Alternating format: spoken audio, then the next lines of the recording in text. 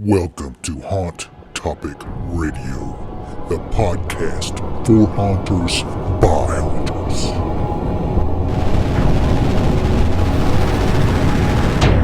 These are our scary visions.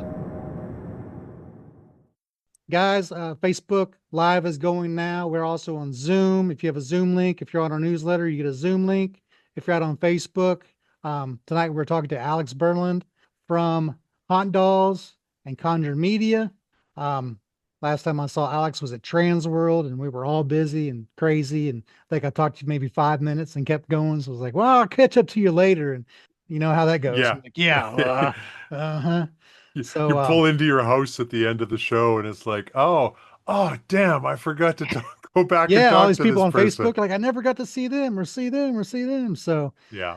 um it gets Well, kind of crazy at the I show. was But I was sent on bed rest Friday night at Transworld because I was doing like 2 hour nights for like a week straight. So they were like, my team was oh like, "You're not going out with us tonight. You're going to bed." And I was like, "That probably makes sense. We should do that." So man. that's probably why I didn't see. That's probably why I didn't see it. I only went out like once. So guys, we're gonna try to steer our questions toward haunt dolls and marketing stuff. Conjure Media does that. So anyway, Alex, kind of give us a little intro about yourself, how you got started in the industry, where you're at now. Sure. Wow. It's been a minute since I've done the full overview, aside from Yeah. like Bumble dates asking, "How did you get into haunted house marketing?" It's like, "Oh, here we go." Um, um, yeah. So I pretty much fell into the haunt industry. I met Bill Schmidt, the owner of Schmidt's Farm, on Long Island. And at the time, I was not doing anything haunt related. I was just doing some local marketing stuff, and gave him my card. And a year later, he called me when I was actually in between things, and he's like, "Do you want to come talk marketing for our haunt?" And I was like, "Sure, let's do that." So went to a whole meeting, and I actually bought this girl Taylor with me, who was the spookiest girl I knew from camp. She used to bring like Ouija boards and stuff, and was totally into horror and everything. So I was like, she'd be a good resource to bring. And it turns out her fiance was Nick, who the last time we were on your show, Yeah. he was on. Um, so he does video stuff. So we kind of collaborated on the first year at Schmitz. They grew like 50%. So we did it again, and they grew 16%. So we were like, I went to Transworld at that point, and I saw there was a whole wide world of haunt and industry out there. I was like, damn, we should probably do this for more people. And that is how Conjured was born. So we started Conjured in 2019. Um, Nick left the company last year, so now I'm a solo dolo. Besides my dolls, which keep me company clearly. So that's that's always nice. But yeah, we've been helping haunts grow their businesses, sell more tickets, get more impressions, get more views, get more customers. For I guess what 7, 8 years now, 2017 to 2025. Yeah, 7 years That's now. the same year the Scare Badges got started. Nice. Yeah, Yeah. it was a big year for Hunts apparently. It seems like that was 2017. There's something in the air there. Hmm. Right. See, pre-pandemic when everything was normal or semi-normal. Um, Right. so yeah, that's what we've been doing for a while. So we do all pretty much full stop shop for haunted attractions. So everything from the marketing, the media to marketing strategy. My time at Schmitz, I got to learn the actual haunt industry. I got to learn how a haunt operates, became the pseudo front of house manager. So yeah, that's kind of the Conjured side of things. Haunt dolls, as you see here, and I can show you. I bought some stuff. This is Ken from CFX. We got got those the imp masks here, and I got some more as well. Um, Haunt Dolls, we started this year. We debuted it at. I'm dropping him. We debuted Haunt Dolls at Trans Worlds. The idea behind that was each year when we create characters for our clients, I needed something to give them for holiday gifts. I really like to be like, hey, like we really appreciate your business. So we started getting these dolls. Like this is just dropping her. This is a witch character we made for Dead Man's Farm in Tennessee. So we basically completely helped them with the whole concept of coming up with this character. They had the initial idea we want a witch, so we were like, cool. We worked with Maya Maggots out in Chicago to kind of curate the whole design. So we basically created everything from the ground up for that character. So anywho, we got these awesome crochet dolls as holiday gifts, and every year people are like, these dolls are amazing. Like, how do you keep getting these dolls? So I was like, you know what? I wanted to do something else in addition to Conjured, like take kind of all of the marketing knowledge that we've acquired over the years and kind of get into more of the product realms of things. And that's kind of how Haunt Dolls was born. So the theory behind Haunt Dolls and kind of how it works is you can either get a custom doll, just like what you saw with our witch there.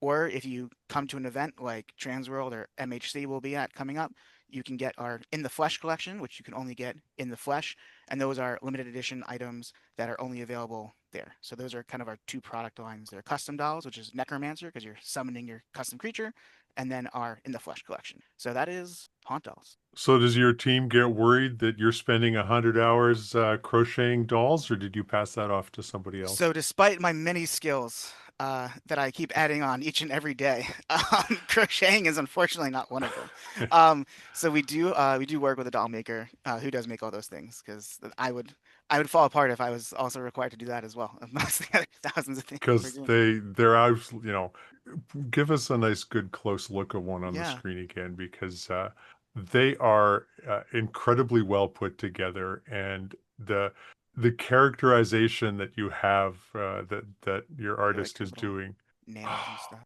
like, Yeah, the it's detail is just mind blowing. So, absolutely phenomenal. so they have little accessories too, like the Hmm. chainsaws, and what they come like in little caskets, or is that their little Yeah, box of the so casket? And yeah, so when you're thinking like the goal is to make it like a whole package. So this is like a really nice gift that you can, give to one of your actors, or if you have your own characters and you're like, hey, like we really want to commemorate all the hard work we put into this. They all come with a nice, really premium wood casket. You can laser engrave a full design on it. You can paint them, tons of stuff. Comes with a stand, certificate of authenticity, a sticker pack.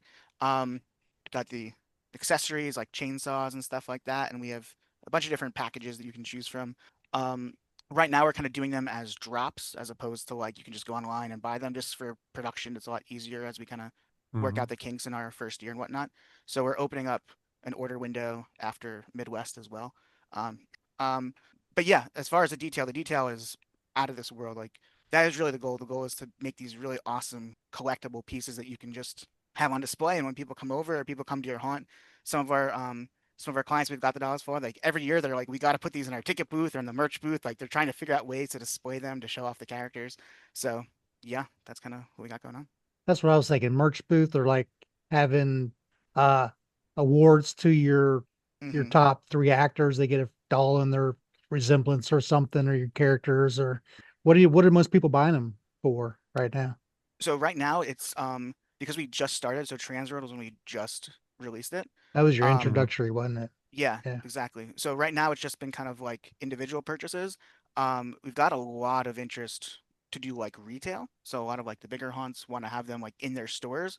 Um, that's something that'll be kind of like the 2.0 version, just because I do not want to start off with like taking retail orders on these like very niche custom products, like the coffin, for example. Um, those like these are just prototypes. We work with a guy in Aurora, Illinois, like a really fine furniture maker worked with two other people. Like apparently making a coffin is the hardest thing in the world, which I was unaware of, and see skills that I had to learn. Yeah, Coffin it looks making. so easy. It's I only 6 sides. I was like, you buy a miter saw. How hard could it be? Apparently, it's like crazy hard.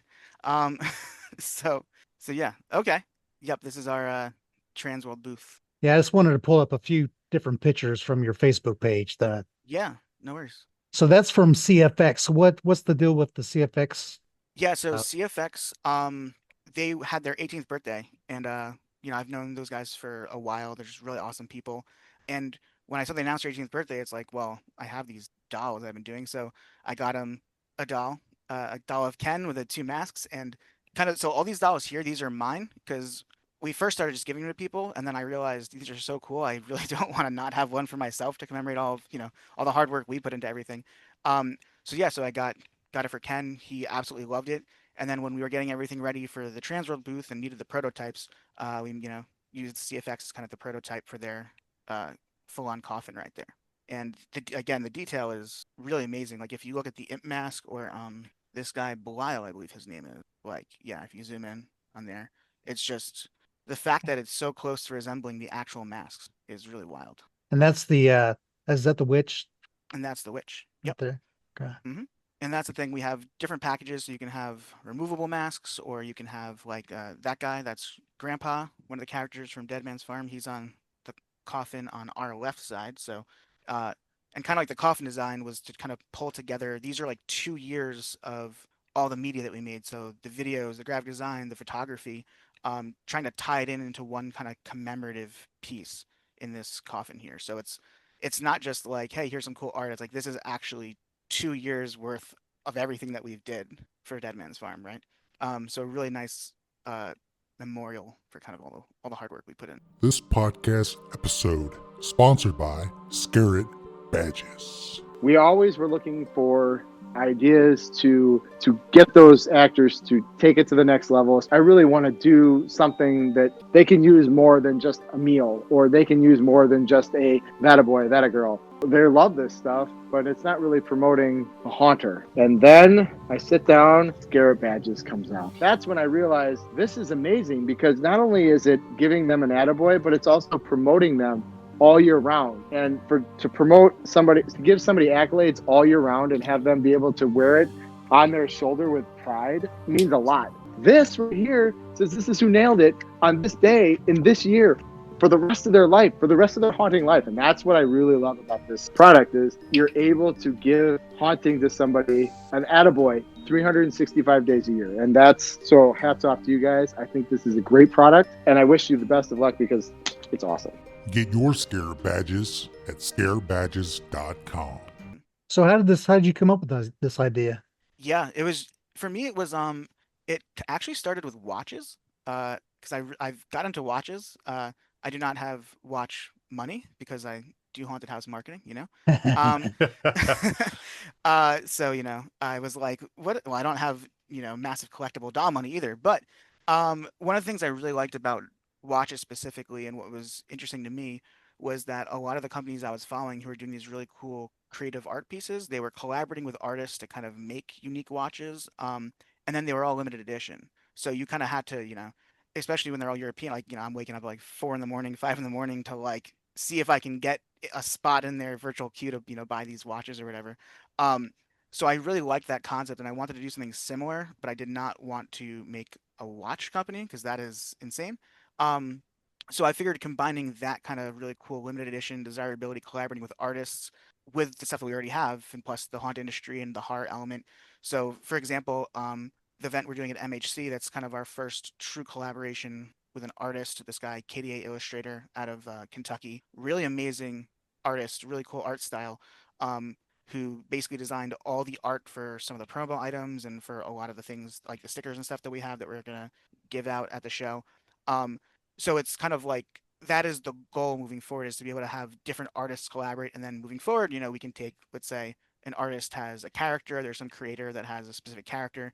We can also do like a limited edition run of those dolls and make a custom coffin and all those things. So it's kind of like keeping the art project element of it evolving over time, collaborating with different artists. So for me, it was really cool to have that creative outlet in addition to the marketing side. It's creative and fun, and I like it, but that is work, and we're here. I have to help you grow your business, and that is my job. Having fun is secondary to that.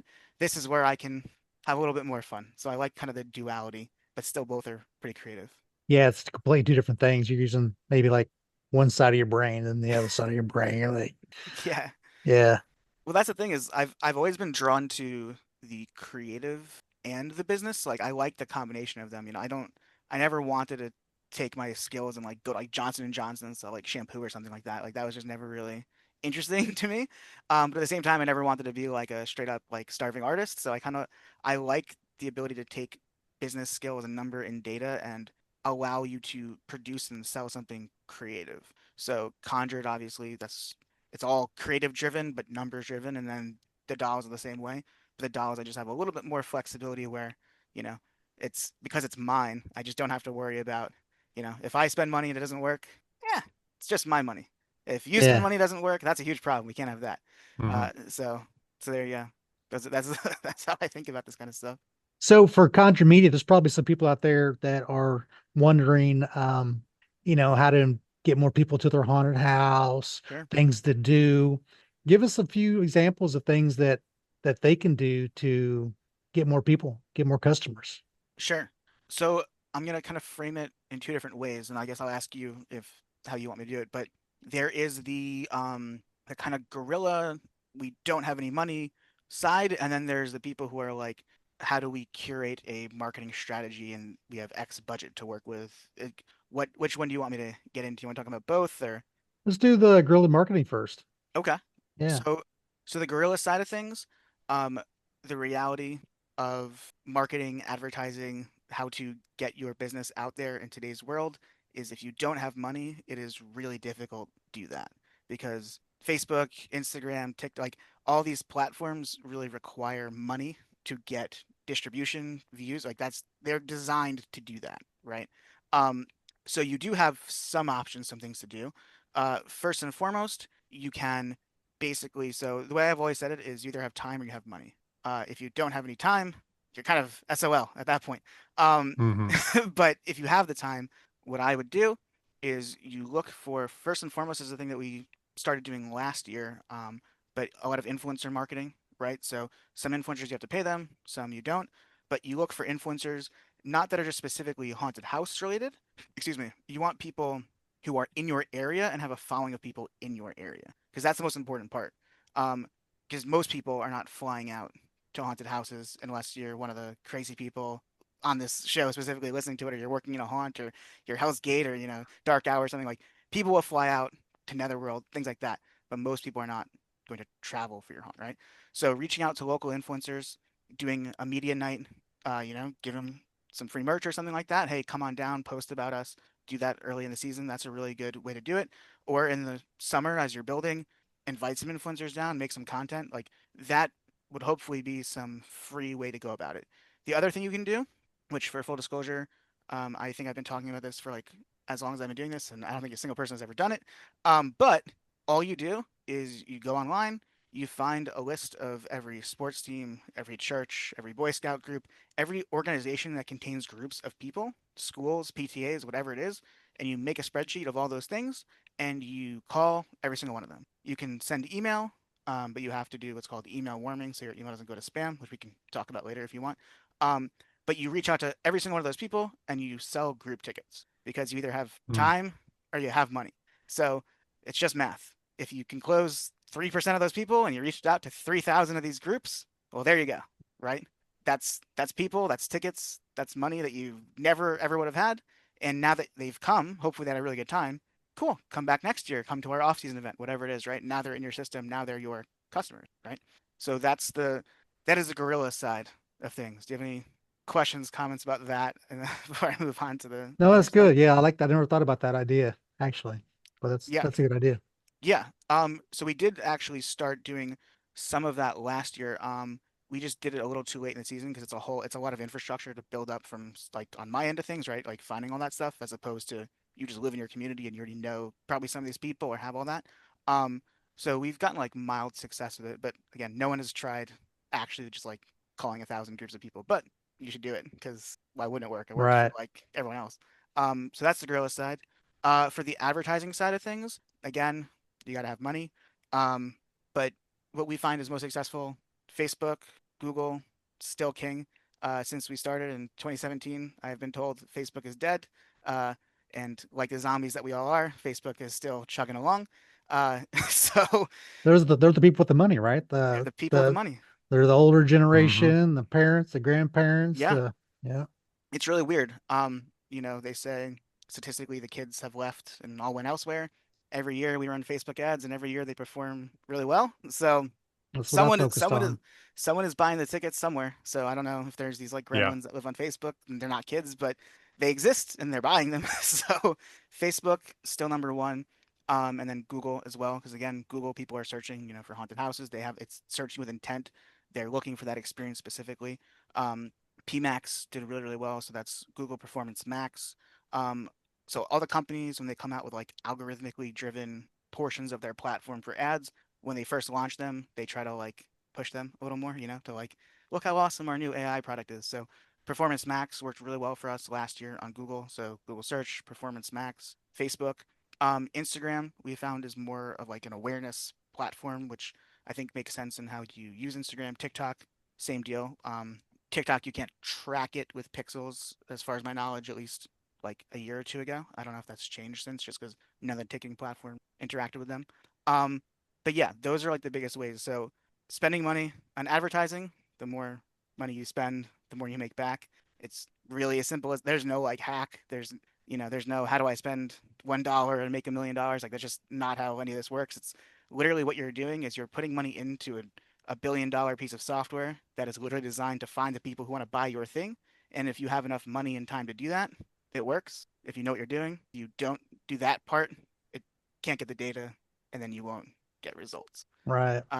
So that's kind of like the numbers side of thing. And then on all those platforms, creative is hugely important. So when it comes to haunted houses specifically, one of the things that we've done over the years is more narrative driven stuff. So the characters like the witch that we talked about, and making these kind of they're ads, not movies, huge important distinction, but using creative, using character, using stories that people see these things in their feed and they go, what the hell is this? Like, oh, it's a haunted house. I can actually come and experience this. I can interact, and then they come and they meet these characters, and you'll see like they leave reviews like, "Oh my god, I finally met the," like it's crazy. Like people are actually interacting with these characters and excited. Or on the I've had midnight texts with owners being like, "Hey, this person like left a comment on the ad like we didn't see the butcher. Like what's up with that? Like why wasn't he here?" And then he's like, "I don't know, maybe he was on his break. Like he was there the whole time." Like so it's like the passion that we are able to elicit by doing that kind of thing. We've also done more of that kind of standard haunted house video with like, for example, people that have like bigger properties who like really want to show all the different elements what they have to offer. Um, so it's the narrative side. It is that kind of standard, hey, this is what we have to offer, and then it's a number side. So that is marketing for haunted house in the most top level introductory statement.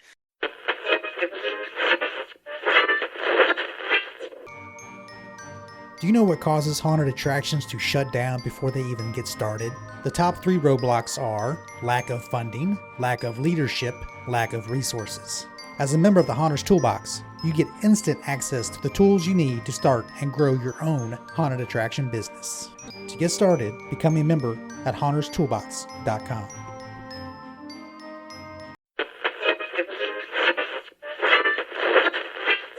You miss those days of social media when everything was free to play. I mean, with Yeah, your organic posts, you get 5 or 6,000 yeah, interactions with a. Now it's all. I mean, how yeah. Those were the days. what percentage of, if you have a Facebook page, what Sure. percentage of your audience do you think actually reaches your audience without paying for it? Oof. It's like 5%. Way It's less than that. less than that. Probably like 1%, I guess. 1%. It doesn't seem like it's a whole lot. No. I know there's a trick, and does Facebook award you like if the more you interact with it daily, and the more posts you put in? I think Instagram's the same way. I think it's always kind of been that way, the algorithm, how that works. But I think it depends. I've seen people argue everything from, like this one guy, I think his name's Dennis Yu, dollar a day strategy, really cool stuff if you want to look up him. I've got seen, a podcast. yeah, he has a podcast. I think Yeah. he did like marketing for the Warriors or something like back in the day.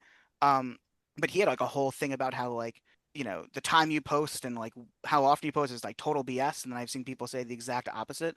Obviously like no Mhm. one knows unless you like literally are coding at these companies, I guess, or have access to their source code. And it also changes from week to week potentially Correct. because Yeah. they know what's going on behind the scenes. Yes. Now, you're posting all of this stuff on your social media, your TikTok, your Instagram, your Facebook. Hmm. Um, when people click on those and interact with them, where should they go? Back to the website that you created in 2017, or should they do something else? Um, as far as like for what specifically, for getting them to come to your like to As buy a they're ticket? interacting, let's say I see your post on TikTok, Okay. but now I'm intrigued. Sure. Where do I go and how do I advertise that in TikTok so that I Sure. get them to buy the tickets that in the end, what I really want them to do? Gotcha. Um, so the way I think about this, and actually when I was on that marketing panel 2 years ago at Transworld, I think we talked a little bit about this. So it's important to understand the different platforms you're on and what the goal of the content that you're posting is. So TikTok, for example, right? Um, if you were just, let's say it's like the summer or whatever, and you're just making, let's say you're posting about the build or you have some shenanigans going on, whatever it is, right? Or you're making a dance, whatever it is. The goal of that content is simply just to interact with your audience. Like you're just building a following. You're just getting people to see your stuff, to be like, oh, these guys exist. That's interesting. Let me follow them. Let me stay up to date with them. Right? It's purely about you don't want to ask them about to do anything. So like when I say ask, it's like the goal of all of this is to build a relationship with your customers, your guests, and then you want to then ask them, hey, we have this relationship. Buy a ticket, i.e., come down. Right? So they're both separate things. Mm-hmm. So when it comes to that organic side of things, you just want to like, depending on what you're doing, of course, you want to entertain them and like do not ask them to buy a ticket. Don't check out our website for more. Like if every post, and everyone knows this, like when you're scrolling on your feed and there's always that one person, we all know them. Everyone knows, like, you can think of 5 people right now in your head. Oh, there's that person Mm-hmm. who every single time I've ever seen them post on social media about anything, it's buy tickets, come here, like, check out the website. Like, you don't want to do that kind of thing because it just annoys people in today's day and age. So that's the like organic side of things. When it comes to actual advertising, yeah, you want to run an ad that will get them to. I prefer sending to the website over just straight to ticketing because I just think it's just better. More steps are usually worse, but I think of it in terms of like your And website as catch a that. hub for people. Is the deal to capture the email address? Is that In what step of this, or just generally, or just like if you bring them to your website, do you want them to opt in for something, oh, or do you want them to buy? Well, I guess if you're buying ticket, so, I know you can. gotcha. I know you can set it up where they buy a ticket, enter their email, and Hmm. then their email goes into your email platform or Correct. whatever. Yeah, so So when it comes to selling a ticket, um, my goal is to be as linear as possible. As in, like, you want a ticket, just buy the ticket. I don't want to distract you with 7,000 other things. Like, it's like they're ready to buy. Like, go buy. Like, yeah, don't worry about all the noise, right? Um, so that's the goal. So you go from your ad, website, ticketing software, and they check out. And then for the people who made it to your website or made it to your ticketing software who did not buy, you then do what's called retargeting, and you send them a separate ad, and that's called a marketing funnel. So you have your first level of the funnel, which is super wide. Think of a funnel, wide to narrow. So the super wide, these are like the broad people who may or may not know anything about you, but they're not really connected to you in any way, right? They're going to see your ad. Maybe they're interested, maybe they're not, but you send them another ad, and once you're, 3 ads in, that's a really targeted group of people. Like they keep interacting with your stuff, they're going to your website. Those people are much more likely to buy.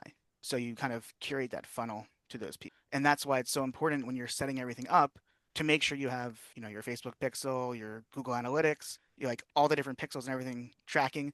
That is apparently, you think coffin making is hard. Like apparently setting everything up. I've been fortunate enough to have like an analytics guy I've worked with since we started.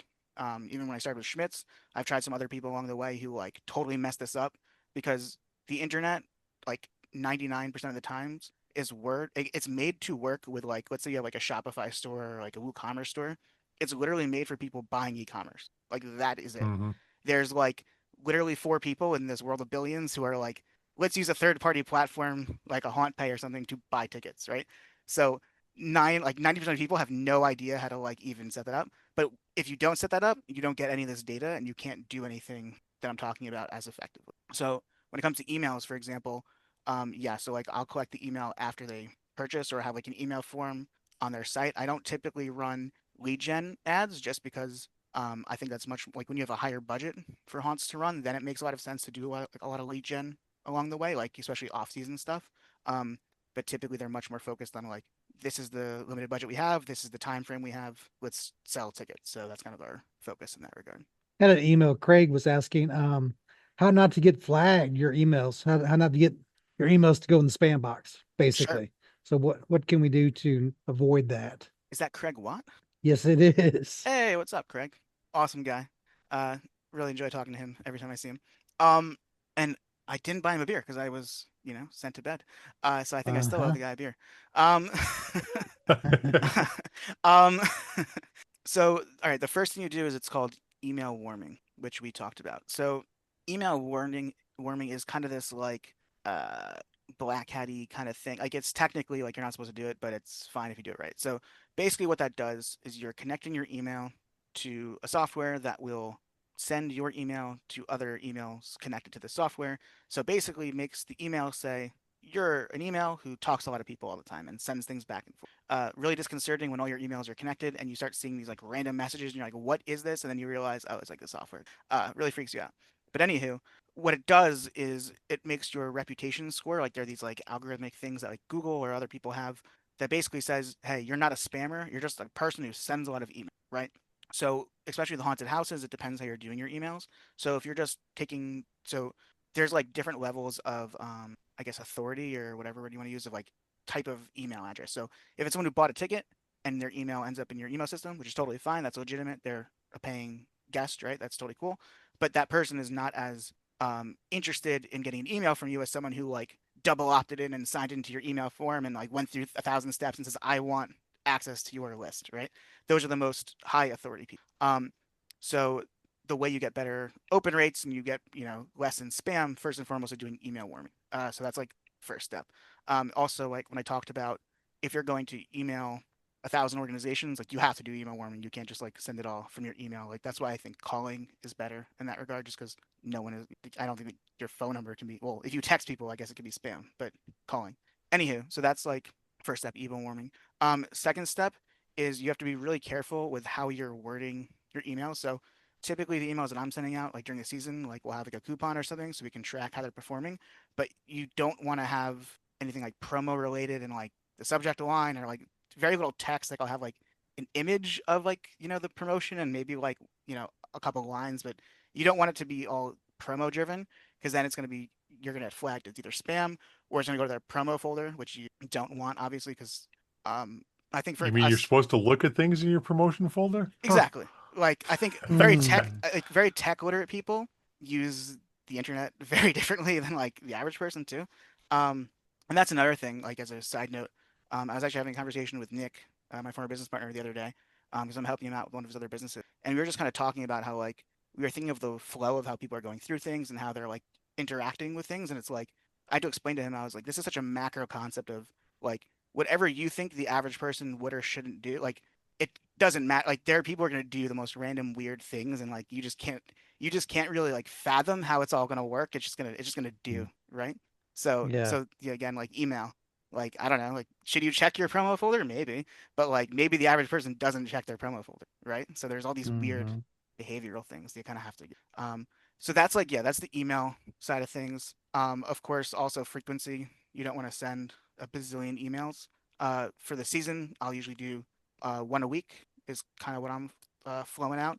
And again, it's been like relevant to like that week. If you have like a special event coming up, if someone already bought a ticket, I'll send them a retargeting email like, hey, we want to have you back with a different promotion, but like I'll only send one of those. I'm not going to send, every week, hey, come back, come back, come back. And I'll only do that for like the special events, which is why also for special events, I try to have my clients like spread them out as opposed to like jam pack that, you know what I mean? So that way you just have another opportunity for people to come back. So things like that. The goal is to balance, like despite everything I just said about your own behavior, but think of like, if you're the guy who's getting 1,000 emails, you're going to be not happy about those people emailing you, right? Yeah, I'm usually unsubscribing. Exactly. Yep. So it's just that kind of finding that happy balance. So Yeah. text is even worse. Text, like, we used to do a lot of text. I don't really do it so much anymore just because the whole process of opting is a massive pain in the ass. But for text, it's even like, I would do like one or two a season at most just because text is even worse. Like email is made to like sit there. If someone's texting you every week, you're going to unsubscribe. Like no one wants that. Mhm. Opt out. Hmm Click no to Yep. opt out. Exactly. Okay. Click Exactly. no. Quit sending these damn things. I think Scarlet badges are one of the smartest things I've seen in the industry in a really long time. Scarlet badges are basically either pins or embroidered patches, kind of like merit badges, as they are, somewhat named after, from Boy Scouts and Girl Scouts and Brownies, and where after you've accomplished something, you can wear the brag tag of the embroidered patch. Some haunts put them on jackets, some put them on t-shirts, some put them on, with the pins, I've seen them put them on lanyards. But the neat thing about them is they are very specific in what they are rewarding. And they're haunt-based images that reflect what's being rewarded. It's retention, it is bringing people back, and it's actually giving your haunters, your haunt performers, the ability to share that they are haunt performers. And, oh really, you're a scare actor. Where do you do that? And then they will insert the name of your haunt right there. So it's also marketing. I've always been a big fan of Scarlet badges. I think they're great. So check them out, scarletbadges.com. No, that is not a paid advertisement. That is just my recommendation. I think it's really cool. ScottSwinson.com. Yeah. Yeah. So, our listeners vary. A lot Sure. of them are, home haunters. A lot of them are first 5-year haunt owners. Sure. Your guerrilla marketing tips were good. We've had the influencer mentioned several times about using influencer marketing and try to get local people to your haunt, have media nights, press Mhm. releases. Those are all good things to do. Um, the what do you I like the old traditional media now? Mhm. Billboards, newspapers, radio. Is that stuff still relevant? What do you think? So my philosophy on like how to go about marketing any business, but a haunted house, like I think has been pretty consistent since the beginning of this. So it's not that these things do or don't work. It's about how much money do you want to spend to see if they do. Kind of be everywhere, test Yeah. everything, just So kind this of. is yeah, so like this is called like a marketing mix, right? So traditionally, yes, like Coca-Cola, right? Coca-Cola, everyone on Earth knows, you can go to like sub-Saharan Africa and be like Coca-Cola and like they'll know what you're talking about, right? Because like everyone knows. Like why? The brand. Because Yeah. the brand and they've done every form of marketing ever in existence for 100 years, right? Hmm. And it works Mhm. because that's why these people in sub-Saharan Africa know what they are, right? Um, but the problem with that is they have Coca-Cola money and you don't, right? So the question of does a billboard work? The conversation I have is like this: is like, so, all right, cool. You have a billboard. Let's say, I'm in Chicago now, so I see like 13th floor billboards and stuff like that all the time. Cool. Like you're driving by. All right. Well, how many people drive by on that highway? Like what, obviously the billboard people have numbers on that. Cool. Like whatever that number is. All right. Out of that percentage of people, how many of those people are at all remotely interested in attending a haunted house, right? So haunted house people are still normal people because the best part about haunted houses is they're in the fall and everyone wants to do some fun fall activity with their friends and the caveat maybe a spooky fall activity, right? So this whole industry exists purely because regular people want that fun fall experience. If it was just the spooky horror haunt people, no haunt would exist because there'd be like three of them, and everyone that works at a haunt would like just work at that haunt, right? Mhm. So when you do the math, all right, so whatever that number is of the people driving by who are at all interested in your haunt, right? There's that number. Or you can take, let's say for conversation that billboard is $5,000 for the season, whatever it is. Or I can take $5,000 on Facebook. I can target only the people who I know will be interested in haunted houses. And if I can reach whatever the multiple is times more people than that billboard for the same price, well then you only have $5,000 to spend. Where would you put that money, right? So Hmm. that's how I look at it. It's simple as that. Um, so the way I break it down is what I like to do is because we talked about the algorithm and having to capitalize things so that it can say this is a haunted house customer, send to more people like this, right? And because you need enough money and time, and like I mentioned, like these platforms are not set up to have a like 6 week period. Like it's not designed for that. It's designed for you run like an e-commerce business or a normal business that's Mhm. not closed 90% of the year and Hmm. it takes time to develop or money to develop. So we're basically hacking the system to say this 6 weeks, find these people, right? So you need the money to do that. So instead of spreading that $5,000, putting 1,000 here, 1,000, and it's not going to capitalize anything and nothing's going to work, I usually would rather take that chunk of money and put it into one platform and make sure that's adequately capitalized. If we have more money, then more. So once you get into really big budgets for like giant haunts, then buying the billboard makes sense because you're not competing with another like I instead of taking that money and putting it into Facebook, we already have money in Facebook that's doing the thing, right? So now we can reach those people on the highway that we know are on the highway, and that's totally fine. So that's kind of like my philosophy on a marketing. It's not that it works or doesn't work. It's just where does it actually make sense to put money? People like disagree with that, obviously, but like I have not personally heard an argument that anyone has made that I think disproves my argument. I don't know if Yeah. you've heard anything different that like makes more sense Well, than that's that. kind of what we did because we didn't have a big budget either. So we basically focused on Facebook and Instagram. Sure. I mean, that's basically Mhm. where we did do radio ads. We did have Sure. radio come out. No way to track it. Hmm. We tried to ask them where they came from, and some, we heard you on the radio, Yep. but we dropped the radio ads and didn't see any kind of decrease in attendance. Increased our Facebook ad spend a little better, more that year. Um, Never used billboards, so it was. But I understand a bigger budget. You probably want to be on a two billboards on each side of town and, Right. $10,000 worth of Facebook ads and, you Yeah. know, front Well, page of your front page of your newspaper, getting a PR, like story, just the kind of first flooding the whole the first area. year I ever went to Transworld, well, not went like vended, which was the year after the pandemic, because we were supposed to vend and then it was canceled because of the pandemic. So the next year, um, a guy came up to the booth. We had one of the videos that we shot in the cornfield. This was a super weird dude because he takes out his phone and puts it on my face and goes, "My son made a video just like this," and it was like like some kid on his cell phone. I was like, that's really weird to like come up to me and tell me that. And he was like, we don't do marketing. And I was like, also super weird that you're telling me this. Like, I'm the market. Like, why would you do this? But whatever. And then he's like, we have like a magazine in our town that everyone reads, and that's the only thing we need to be in. And I was like, okay, then like why are That's like working. I, Yeah. I was like, all right, like why are I don't understand the need to have this conversation, um, but that guy, oddly enough, he represents something really important. Which, to your question, the billboard, the magazine, carrier pigeon throwing out flyers, it doesn't matter. Like literally, all marketing is just how to distribute the thing that you want to sell to people who want to buy it, right?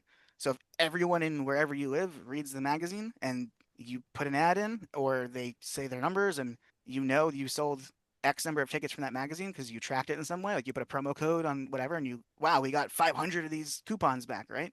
Well, then it works, and okay, Right. cool, like that's it. So it's literally as simple as that. It's I have money to spend. Where do I want to spend my money? Can I track where I'm spending the money? Yes or no? How efficiently can I track that? Right? And that's how you make your decisions. It's not like, yeah, the radio guy was cool. Let's give him some money and see what happens. Like you can do that, and I think that's how like a lot of people approach it, right? Mhm. Or like this FOMO thing of like, oh no, like we're not on the radio. Like what's gonna happen? It's like no, it's super simple. Just that formula. And there you go. That's your answer. But like, yeah, that's kind of Yep. how I think about it. Time or money. That's what it's. Time or money. Shane Helmstetter was asking about local sponsorships. What do you think Okay. about those? For you to sponsor or for them to sponsor you? Probably like probably them Let's discuss both sponsoring. ways. Yeah. Okay. Maybe like a little Both ways. Why not sponsorship of both? trade. Yeah. Like the great meme with the taco girl. Mm-hmm. That's a huge caveat. Like, it's so interesting to me that we have these like commercials that everyone has seen, and we can like all have these like cultural moments. Like maybe Jared, you don't know the commercial I'm talking about because you're Canadian. I don't know. Do you know what I'm talking about? Which commercial is that? Why not both? Where it's like a taco. I don't even know the company, but like the taco company, and they sell like hard shell. Doesn't ring a bell. They sell hard shell and soft shell. Do you know what I'm talking about, Brian? And the Is girl it goes, Ortega? Is it a? maybe. She goes, why not both? And they like throw her up in the air and cheer. No.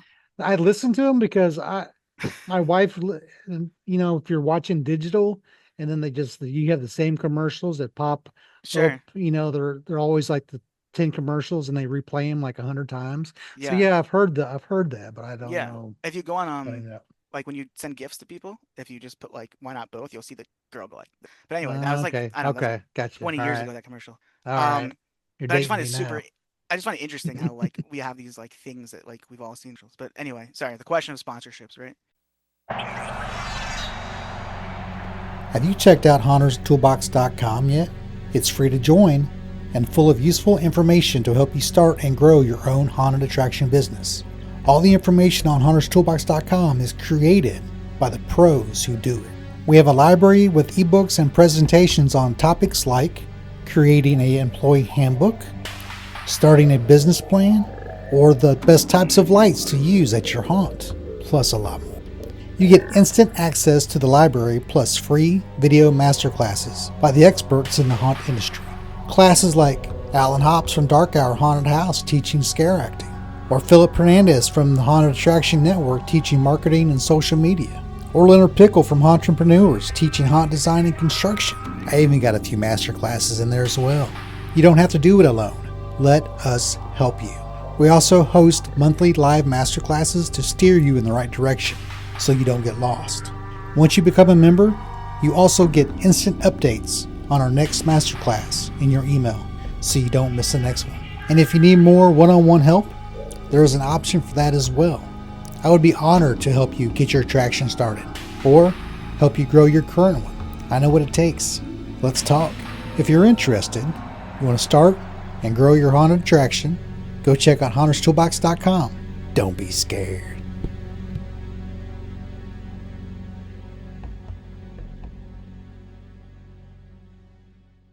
Yeah. Yeah. So it like again, like everything, it depends. So for example, like let's say you have like your town, or not your town, but like your something bigger than a town, county. Let's say there's like a giant like soccer club or something like that, right? Where there's like a bazillion teams and like thousands of kids and all that, and they have like a sponsorship program, and they'll like send an email, like whatever's included in that. Um, Something like that like might make sense, right? Because you're reaching an audience that you're interested in, or like I see people, they have parade floats and stuff like that, right?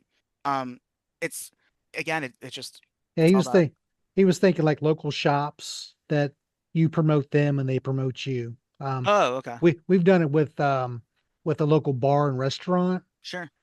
They provided food and stuff for our actors every weekend. Sure. We gave them free tickets, hung up Mhm. their banner on our queue line. They actually hung up our banner in their restaurant, so it was kind of a Sure. win-win type of thing. That's why I always kind of go into sponsorship is usually ends up Sure. somebody that I know that has a business that we like talk about it. And Lumberyard sponsored us the first year, which was great because we needed a bunch of lumber. So Sure. they sponsored us, because I kind of knew the guy that ran it. So like, hey, you want to work out something? He's like, yeah, I think we can do something. So, Yeah. that was good. Um, Well, I think that's stuff like that. yeah. So that's the receiving side of sponsorships, like having or the mutual side. I consider that more like the receiving. For like the giving side, it's like if your goal is I want to get exposure, so I'm going to put my money into sponsoring things. It's just simply that again, the math is the same in the sense of like what is the value of that, or it's less about selling tickets and more about your brand recognition and like hey like or if you're just giving back to the community and that's a part of like that's what you value for you and your business, right? Again, like sponsoring something, that's totally fine. If it's like purely dollars and cents of like I could buy a Facebook ad or I could buy this sponsorship, well, if you don't have a lot of money to spend, it's a weird calculus to me. As far as the receiving side of things, that's totally fine. Like, yeah, it's super smart. The lumberyard, amazing idea, right? Because everyone needs lumber. When I used to work at Schmidt's, and I would answer the emails, or when they'd get like a bazillion calls every night, and the guy in the office would always call me and like answer these random obscure questions. Um, but like a lot of people would be like, "Hey, we're going pumpkin picking in the day at Schmidt's because they were open and they would close like between like 5 and 7 when they would open the haunt." And they're like, "What are the restaurants in the area?" Right? It's like the amount of interest that we had for like restaurants in the area, like that's totally fine. So going to them and being like, we didn't have any agreement with them. I was just like, yeah, there's like a pizza place here, here, here. There's like a diner. Like here you go. Like that's definitely useful for both parties, right? Um, in terms of like, is that monetarily going to help you in the sense of like oh people leaving flyers at a pizza place or something like that, right? Like again, how many people are walking into your pizza place with that flyer looking at it? Um, maybe you have the one pizza place in the world that like 1,000 people came in and they all want haunted houses and they all came back with a flyer and used the coupon and you're like, oh my god, I'm blown away by this this usage of this coupon. um but it's just like it's not like you shouldn't do it, it's simply just a question of time, money, energy, effort, all those things. So I just thought of a couple of interesting ideas, though. Like one of them is our baseball team here in the city. mm-hmm. They were looking for volunteers to work the games, right? Sure. To just do stuff, work the booths, some of the booths and stuff. And our haunt took them up on the offer, Sure. and dressed up in costumes and very light on the blood and the scary, Mm-hmm. but at the same point got our faces out in front of a crowd. Um, For sure. and those are potentially your customers that are going to watch a baseball game. But if also you just mentioned you're talking about putting your flyer in a pizza shop. Um, Now, if you got a mom and pop pizza joint in your town, like this isn't going to work with, your Pizza Hut or your Shakey's or something, Of but course. Yeah. maybe for the month of October, uh, you can have them create a special pizza for, you know, uh, the masked killer pizza, which has got, Sure. the Jason Voorhees and pepperoni, with a some sort of mortadella, knife or something like that. Sure. Um, just which then they can use that idea for every other month Mm-hmm. and they can do some other charity. But even if you're not making a lot of money, it's getting that awareness, especially during, late summer Mm-hmm. and early fall. Um, But and it doesn't hurt to ask. You're going to get a lot of no's, But the but important part that's really important with all that. So like I really like these really cool creative ideas. Like for example, like the pizza, right? Like I thought of even just at a haunt, like, if you're selling food, right? Like why would you sell a hamburger when you could sell the zombie burger? Like whatever. Like you should theme everything, Mhm. make everything creative and cool and interactive and like part of the experience. It makes a lot of sense. So the pizza thing is an amazing idea, right? But what you're relying on is you're relying on somebody will take that idea and distribute it. So you're either going to go viral in some capacity, some local news will pick it up and that will Mhm. go viral. So you're doing it obviously not so much altruistically in the sense of you want to like help mom and pop pizza, which if you do, that's totally fine, right? But like you're hoping this creative thing will generate interest in your attraction and then be distributed, right? So the thing that you need is distribution. So like, for example, if we're talking that example, right? If you're making, okay, cool, we're going to collaborate with the pizza place. They're going to make October is going to be Jason month or whatever, right? And in Mhm. collaboration with our haunted house. Cool. Well, if you invite 50 local food influencers who are the most insufferable people on earth, by the way, having worked with them before. Fun fact. So be prepared. If you invite all of them down and you invite the local news and you make it a whole event, right? So it's parallel. Well, you've solved both problems. Now you have distribution. Now you have a cool thing that people will actually be interested. Like if you invite someone out to, Mhm. hey, come to this cool release of the free Jason pizza, you know, you pay them $500 to get out free pizza, whatever it is, right? Now you've made a whole thing that's going to be distributed as opposed to just relying on the people walking in the pizza place. So it's Good like, call. so I think it's important to understand how you're leveraging the creative thing. So even for example, like the sports thing, like I have a lot of clients who have like really awesome college football presences in their cities and towns and stuff like that, right? And it's like if you can take one of your characters and just walk them through the tailgate, right, and get some cool footage of that, people are going to be like, "What the fuck is happening?" I don't know if I can curse, sorry, but people are going to really freak out and be like, "What is this?" Or if you're thinking of cool guerrilla things that we talked about, right, like go online and find the top 20 attractions in your town city and like put a character just standing there and get some creepy footage and then on your blog post you write we visited this place that place, you look up like whatever SEO said, like there's really cool creative things you can do just for the sake of making an impression and freaking people out and getting some word of mouth. But the important part is how that translates to the word of mouth. It's not just doing it, it is the second part that people normally completely overlook. Good call. So we're going to keep you on about 9 o'clock. Sure. We're going to have, let's see, we had a couple more questions, but Sure. before we answer those, tell us where we can find you next. I know it looks like you probably at a Midwest Hunters Convention. Yeah. So we're gonna be at MHC. We're releasing our In the Flesh #2. So that's our second. Our chainsaws were the first one. This is our second one. The actual items are under wraps, unfortunately. Excuse me, until uh you get to the show and you figure out what they are. We will be releasing the name of this. It does have a name. Next week we'll be releasing what that is because we just like don't want to give away too much experience. But yeah, we'll be at MHC. We'll have a whole thing going on. I'm only bringing haunt dolls there. We're not gonna have a booth for Conjured, but of course, like I'll be there. So if you want to talk marketing, like I'll be there. So we can do that. That's fine. You can find us hauntdolls.com, conjured.media. So not conjuredmedia.com, conjured.media.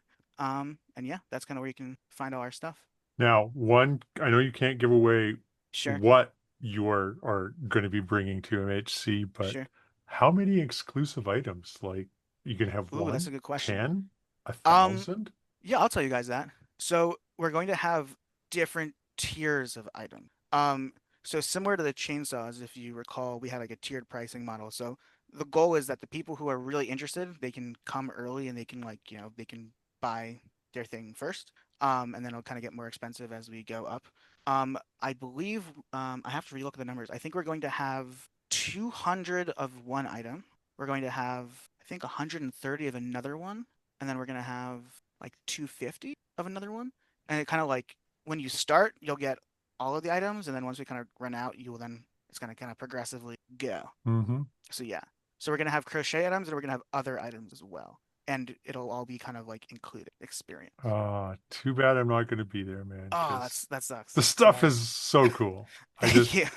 seeing it firsthand, it is absolutely incredibly cool. Thank you so much. I really appreciate that. And yeah, like the hope with doing these experiential things is really, again, we talked about brand building, we talked about really cool ways to get distribution, right? Like my hope with In the Flesh moving forward is that this is kind of that avenue where people really learn about the brand. They're like, this is so cool. Like we got to experience this thing. We get to have this limited edition item. And then of course, hey, like let's get a doll from there, right? So it's all that. It's all the same things we're talking about. Marketing is like, I think fundamentally the same for everything. It's just how you're applying it. So again, trying to take those skills that I've learned over the years of doing this and apply it to a brand like Haunt Dolls. So you've known everything except for crocheting. Okay, Yes, that got is it. that is the one thing I refuse to do. Have I tried my hand at coffin making? I must admit I have. Um, but I will not crochet. That is the line, and we gotta have lines in our lives at some point. So you're a knitter then. Okay, good to know. No, I'm not. Can you tell that I'm not relaxed enough to? I feel like you have to have some ability to chill. That is not me, clearly. No, no. Uh, Japes was wondering what's this in the flesh things, but you can't really say what those things are, right? Um, did you want me to explain like what the concept is? Because Yeah. What did you have at Transworld? yeah. Well, so Because you Transworld, can yeah, I can talk show about some it. of those exclusive items, maybe? Yeah, for sure. So Transworld, we have our chainsaws. So these were limited edition. There were only 50 of them. We sold 36, I think, or like I sold, like I really was like slinging saws, right? So, really hustled those saws a lot. But yeah, people really liked them. So those will never ever be sold again. I have some extras. So like if you're really nice and like find me a girlfriend or something, maybe I'll hook you up with one. I don't know. We'll figure it out. Pimping out the Yeah, of chainsaws. course, pimps and chainsaws. That's like Yeah. that's my rap album actually. Funny enough. It's hard out here for a pimp. No, if you have a chainsaw, it's pretty easy. And I would say to people, it's not a pyramid scheme, it is a chainsaw. They like that. That was my line for the event. But yeah, the In the Flesh collection, it is limited edition items that are only available in the flesh in person. So everything that we have at MHC, you can only get it at MHC. It'll never be available again. Just like our chainsaws are gone. You'll never be able to get one, unfortunately. So that's the goal. Is if you like what we're doing and you really want to get your hands on some of this stuff, you got to come hang out with us. There's the chainsaw. That's a chainsaw. And yeah, we're gonna have and after each one, so the website, in full disclosure, because as I mentioned off the call, obviously we're getting ready for MHC. This is a very tenuous time of much work to be done. Um, so I got the website up to as much of a place as it can be pre MHC, and there'll be like a little bit more. Um, but yeah, so like after we do each one, especially this one because we're collaborating with a bunch of different people. So I will mention them because that's cool. Got to shout them out. So I mentioned KDA Illustrator, guy out of Kentucky who did like all the art design for what we're doing. Brandy Beast is working on the costumes for us. Moonhowler Productions is building the booth and helping with all of that stuff. Japes, as you just mentioned, Lost Souls, he's our talent manager, wrangling all the actors involved in this experience. So there's a lot of moving parts, a lot of people, a lot of things happening, and not a lot of time to put it together. So we gotta keep hustling. Um, but yeah, so after this, we'll have like a full breakdown on that page. So obviously, if you weren't there, or if you were and you want to, learn about all the people involved and all that kind of stuff. The other one thing I will add, I mentioned this at Transworld, and we weren't really sure how we're going to do it. So the way we're doing it this time is when you get your promo items, we're going to have what I call artist cards. So these are cards, Brandy Beast has one, Japes has one, Moonhowler, and they're all signed. So individual cards that have like, a bio about the people involved, they're all signed, contact information. So like everyone involved with the experience will be able to be like, hey, these are the people who put it together. So it's kind of like, I like that idea of being like, hey, these are the people involved, and like you get that kind of personal touch. Plus, it's all signed by all the people and everything like that. So it's hopefully a good promotion for those creators. Craig again was asking about using not sites like 99 Designs for video editing for the For commercials, for your video commercials. editing, 99 Uh, Designs. yeah, Isn't that it's like a crowdsourcing site. yeah? Like Isn't it like one of those things where it's like you pay like $15 and like they'll send you like so 20 things? yeah, it's different. There's different people doing different things Oh, on okay, there, kind of like Fiverr. got you. Fiverr was one, and 99 Sure, Designs. They make logos and stuff, video got editing you. type of things. Um, Just trying to keep his budget reasonable. sure. So So with anything creative in haunted houses specifically, so like I'm trying to think of how best to explain this. So like if you have like a technical need for like I just need something edited and these are the parameters, I'm gonna like walk this person through it and you're gonna guide the process, then and they're just like, working the controls, I guess, then like it doesn't really matter. Um but like things like flyer design or like making videos, um one of the things that we've really learned over the years and kind of like built this whole business on of Conjured, it's like the concept of how to make things that look professional and are still horror-esque, but are not too much of the other, if that makes sense. So like, for example, like the flyer designs that we do, like, you're on our website, if you go to like the graphic design section, right? Like finding graphic designers who know how to make good stuff that looks professional in horror and doesn't look like, some crazy guy with like Microsoft Paint made it. It's it just sounds like, yeah, like you just go on Upwork or Fiverr and you find a guy to make you. It is not like we've had we've had people that like are great graphic designers for just they work as graphic designers, right? And we pay them and like, hey, here's a folder of all the assets. Here is a flyer that we like. Just make your own version of that. Like here's like you just have to make it. And what we get back is like so insane. Like how did you even come up? Like it's just so miles away from where we want to be, right? Um, it's such a specific thing, horror haunted houses, like that most people for some whatever like they do not have that eye for this kind of thing. So Hmm. like that's also one of the reasons of like, when it comes to Conjured and like the package price and stuff, like because to build teams of people who could do the quality of work that like that is the expensive part. Like I can't just hire some guy off Craigslist with a camera or like find a graphic designer. Like you can only work with really good people, and those people like they're not cheap. Like you have to pay them, right? And I have no problem paying them. It's obviously that I have to get paid in order to pay them, right? Hmm. Um, so it's like kind of how I view Conjured. Like one of the big business decisions that we made kind of from the beginning was being much more like a smaller niche shop, doing really high quality, limited work, like bigger packages as opposed to a lot of smaller stuff. Because that you can set it up that way, but like I felt like the quality was going to be lower. It was going to be more of a pain to do a ton less at like a high quality. Like it just wouldn't be possible. You'd have to really dump stuff down and use a lot of stock stuff. So that's kind of how we engineered to be more on the bigger side. So like we have a range of packages and stuff, but that like super cheap Fiverr dude, we cannot. I always tell people like if that's your budget, no worries. Like go hire that dude, see if it works out, and I hopefully it know, does. I know even AI is kind of getting smart about chopping things up and Sure. doing things, but I haven't ventured out that far yet. A- My son AI does is graphic good. design, so I'm like, hey, I need Oh yeah, yeah, something I saw. done. You just kind of whip this Oh out. yeah, didn't he just get like certified? I think I saw that on your Facebook. Yeah, Congrats, yep, that's awesome. That's yeah. really cool.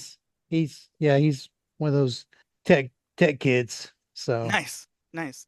But yeah, AI is great in terms of like AI is just simply a tool like everything else, right? So it's how you're applying that thing. So, um, I actually just saw a post recently of people like complaining about haunts using AI stuff and then like bitching that like, oh, we went there and it's nothing like any of this, and it's like, yeah, because it's AI generated, yeah, obviously. I've seen that too. Um, but yeah, it's like you don't have like the control so much. Like something like Midjourney, for example, like we use that a lot in terms of like concepting. So for example, like in the Flash you were just looking at, um, I was not able to find like a reference of like, hey, I need something that looks like flesh that was, like sewn together that says flesh.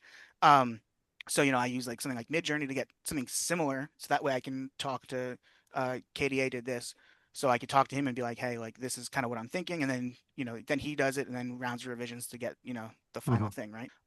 Same with like character design. So like this dude in the back, right? Like um, I work with a really awesome character designer. We designed a different mascot for the brand as well. Just haven't had a chance to do anything with him, but it's like it's really fascinating when you work with artists, especially when you have like a vision for what you want to do, because like I do a lot of like lookbooks, reference stuff, and like a lot of notes, and I'm like, here's everything, and then they'll come back with something, and it's usually like so far off from what's in your head, which is totally fine. Like that's the process, and then through notes you like refine that, right? But if you just don't have those people that have that skill or background, like I think probably getting to that point of where this is awesome, like I just think it's gonna be so much harder for you to get there, if that makes sense. So Yeah, it's definitely a talent to take all the ideas on a notebook and then make one image and like or several images and you're like, yeah, that's it right there. yeah, That's what I know, but exactly. just like designing the Scare Badge, Daryl did a great job on the Scare Badge logo, but um my haunted house logo, I was like, took me forever. I had Yeah, so many ideas in my head.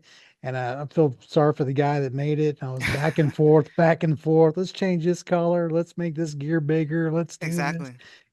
but it got to the point where I'm like, that's it, man. That's the Yeah, one right there. So that's the process, and it's like for a while I was trying to think of like how to make the process more efficient, and then I kind of just realized like no, that's just the process. Like you just have to go through you anything you're working on, you just have to go through those revisions, and like you're gonna wherever you start is it's gonna be so far out of left field. Yeah. You're like, how do we even get here, right? But it's totally fine. Like as long as you know the person has the skills to do it, and you have that like the bones of what you're looking for, then you're good to go.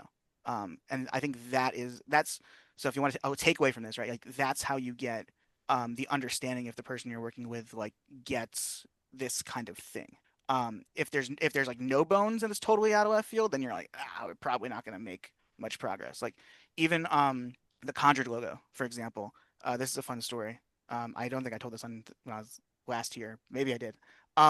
So we did hire a guy from Upwork who had like an amazing portfolio. Not so much of horror stuff, but like a really good logo designer. Sent him some concepts of things we were thinking, and like the first drafts that he sent us, like a bunch of them, they were so terrible. I was like to Nick at the time, like, what mistake did we do with the no money we have? Like, how do we end Mhm. up here? Um, and I literally just like drew this symbol on like a piece of paper and gave it to him, and I was like, please just make this an Illustrator and call it a day, and we'll still pay you. That's totally fine. Just do that, and he did that. And there we go. That's our logo now. I see your C and the M's in there, Yep, right? exactly. Okay. So we wanted something that was like very minimal because like our style is kind of on that minimal, sleek side, but still Mm-hmm. have like pentagram-esque or Skrillex-esque was kind of the design. Like our branding is like pretty much all black and white and pretty Mhm. has that horror-y but slick kind of look to it. But yeah, the C and the M for the logo, they're Batman ears as I called them. And yeah, and people every year at Transworld are always coming up because I have that on the backdrop, and they're always like, "Oh, I've seen this somewhere," or like, "Oh, that's really cool." So I mean, it's and I actually at Transworld had a whole conversation with a guy of does does your logo matter? That was a fascinating conversation. That was like a 30-minute conversation that he actually came back and apologized the next day for wasting 30 minutes of my time, which I thought was hilarious. But it was a really good conversation. I actually really liked it. We had a whole debate on whether your logo is important, so that was cool. So is it or not? That was the question. That was the 30 minutes of conversation. I was like, it depends what your vision for your brand is. I If think you're it's yeah. if you're It's got to be building consistent, right, right? if you're trying to build a brand that people will recognize by your logo, um, and your brand stands for something and has like all these identifiers, in that case your logo matters because people will see your logo and and connect that to your brand. If just off the top of my head, if you're like some like random restaurant that like they kind of like you know what I mean, like there's those restaurants that just kind of like pulled some logo out of some random like clip art kind of thing, and it's like they just come up with some random name and that's like our restaurant, and like, there's no Yeah, anything to it. Comic Sans, Or Exactly. papyrus. Exactly. Exactly. Like it comes to mind like, Chinese restaurants usually have these like bizarre names. Maybe not so much here, but like, well, yeah, even in Chicago, like I go to Eat First Chinese or like back on Long Island, they're like they just have these like random names and like, uh, those brands don't have necessarily like any like connection to what you're doing per se. They're just like, we needed a name that is like so out there for some. I don't know. We should look into the naming of Chinese restaurants. That's fascinating too. But yeah, that was kind of the conclusion that we but yeah, came but up with.